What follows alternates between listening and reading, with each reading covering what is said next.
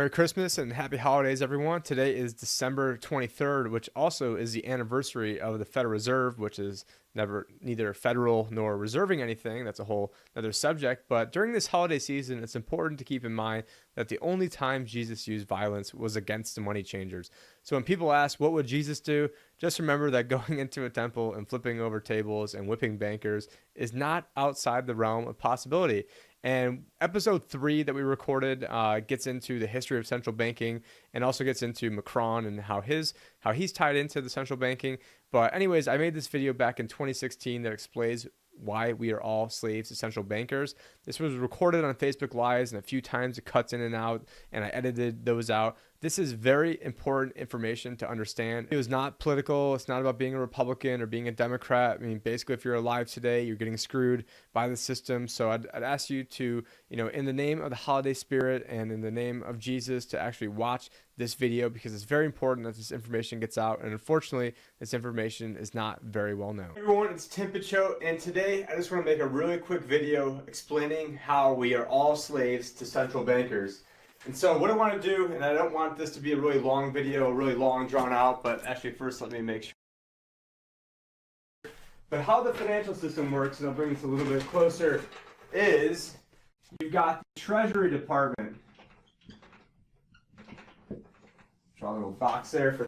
You've got the Fed, which isn't federal, but that's for another day. And then you've got the too big to fail mega banks. Up here, if I could draw a giant blood-sucking squid, maybe I would. But how things worked from 2008 into 2014, what was happening is that, this part has always happened. So the Treasury gives the authority to print money or to, just enter ones and zeros on a computer. They give that authority to the Federal Reserve. Then the Federal Reserve from 2008 to 2014 was allowing the too big to fail mega banks to borrow that money between 0 and 0.25% interest. Then what was happening is that they were then lending the money back. They were then selling the bonds back to the Fed, to the tune of, the Fed now has a balance sheet of $4.4 trillion.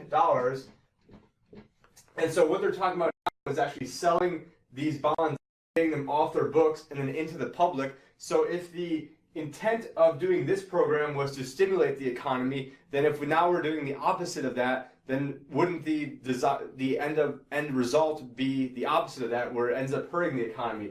So where I'm going with this is that the big mega banks, since they are then lending it back to the Fed at, let's say, 3% or 2%, there's an arbitrage in there where they're just making money on everything they're doing. So they're basically getting free money. So if I'm saying, hey, I'll sell this to you for $1, and then I'll buy it right back for $3. I mean, who the hell wouldn't want to get in on that deal? It's an amazing deal. And I don't know why this is going full screen again.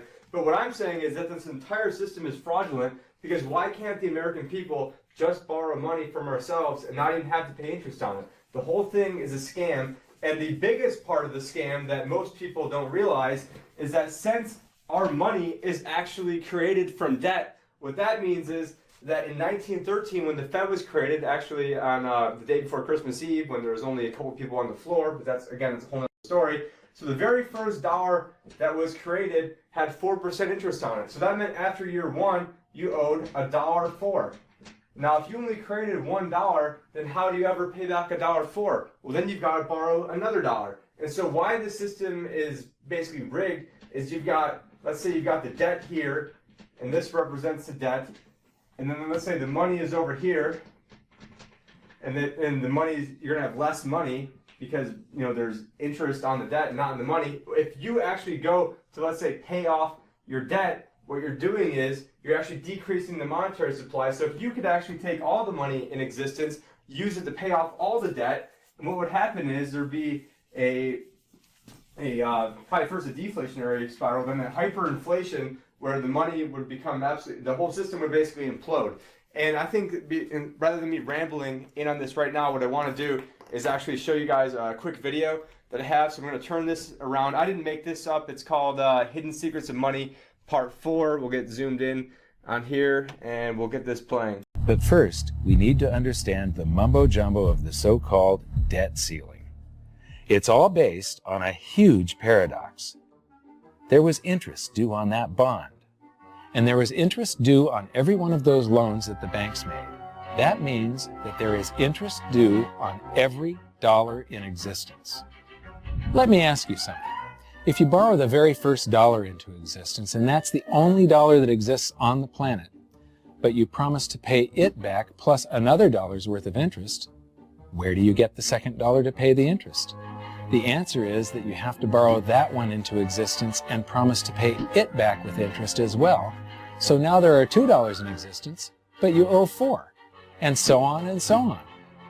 The result is there's never enough currency to pay the debt. There is always more debt in the system than there is currency in existence to pay the debt. Therefore, the whole system is impossible. It is finite. It will come to an end one day. What would happen if the government stopped borrowing to do deficit spending? Are the payments on those treasury bonds going to stop? What would happen if the public stopped borrowing and going deeper into debt? Are your house and car payments going to stop? No. There is a payment due every month on the principal plus the interest on every dollar in existence, and those payments do not stop.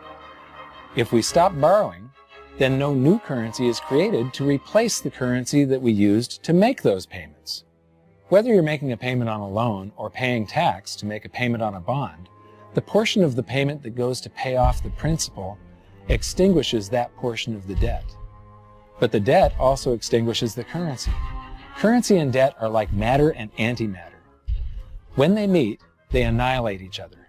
If we just pay off the principal only on all the loans and bonds that exist, the entire currency supply just vanishes. So if we don't go deeper into debt every year, look what happens. The whole thing goes into a deflationary collapse under the weight of those payments.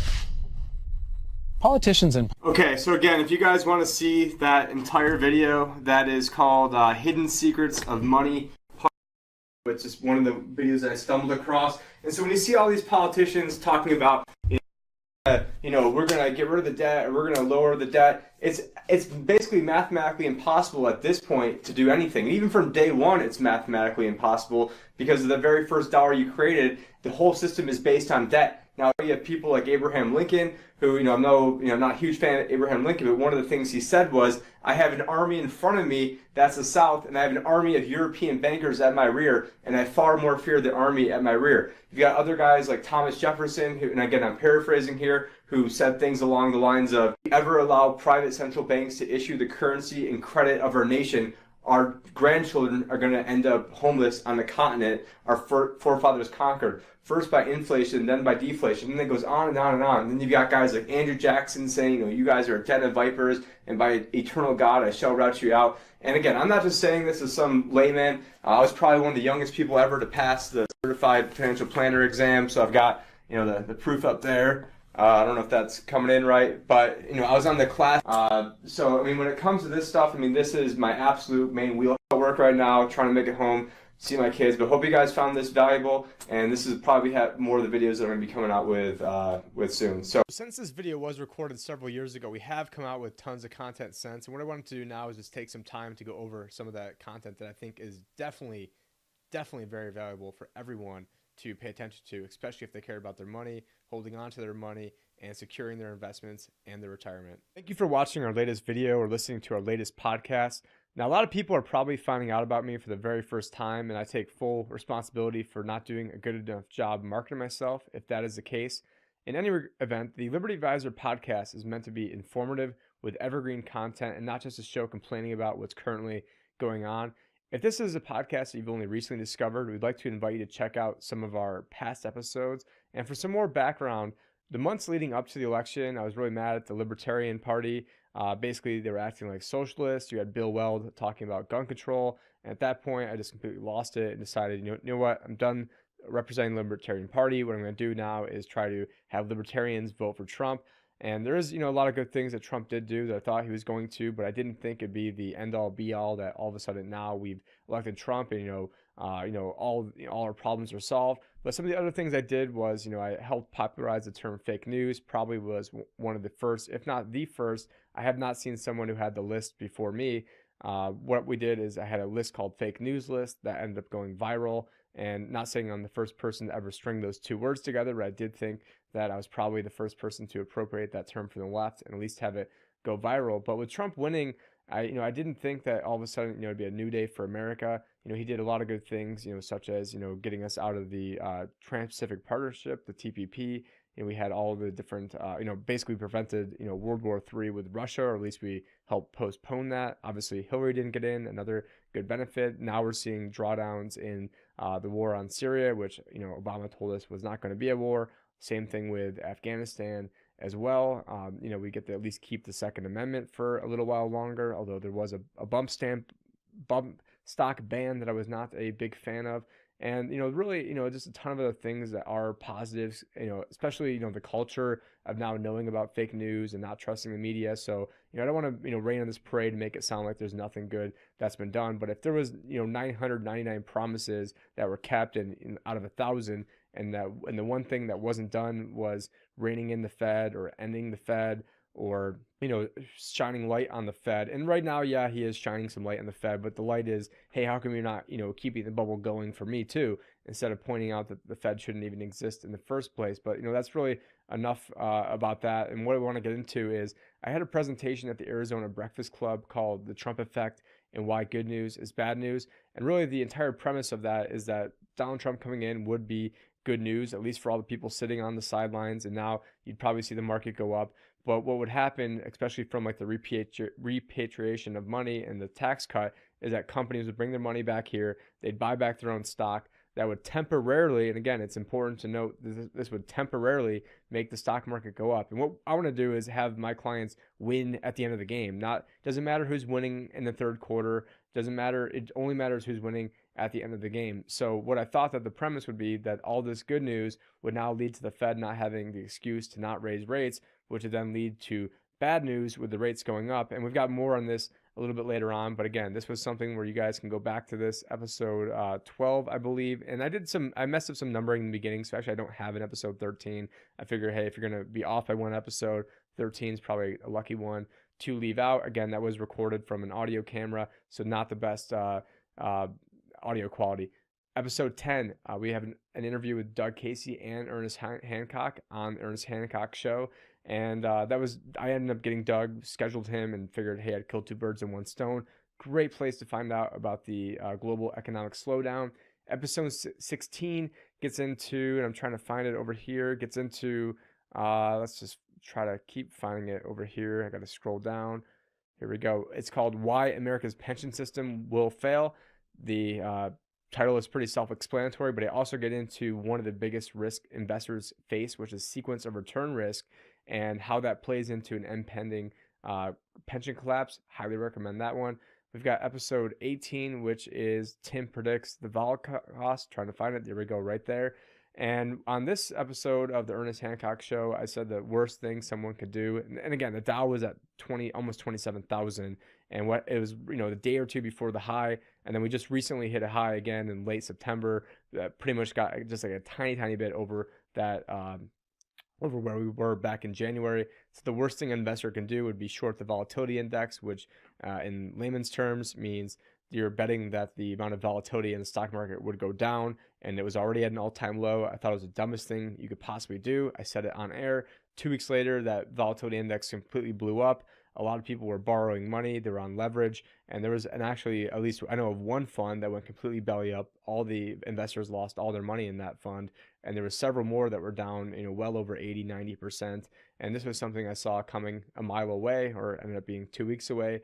Episode 19, Ian Freeman of Free Talk Live interviewed me at Anarchapulco. He's also the guy that told Roger Ver, who's also known as Bitcoin Jesus, about Bitcoin. And I'm going to play a little bit from that recording because you guys can see that this was taken in February live at Anarchapulco, and I was just so spot on everything back then. And it's my fault that you guys don't know about me and you weren't able to protect your portfolios ahead of time. And so I want to figure it's better late than never. And here we are, going to play a little clip of that.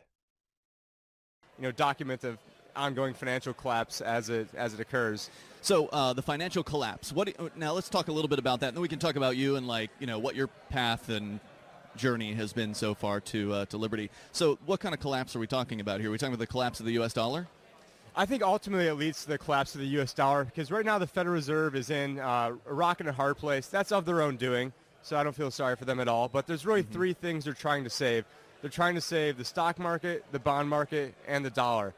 The real biggie right now is the bond market because you've seen, for people to pay attention, the interest rates just the past 2 months have shot up dramatically. So they've gone from about 2.4% to about 2.8, which might not sound like a lot, but when you have over $100 trillion of unfunded obligations, just imagine what that does to the interest payments.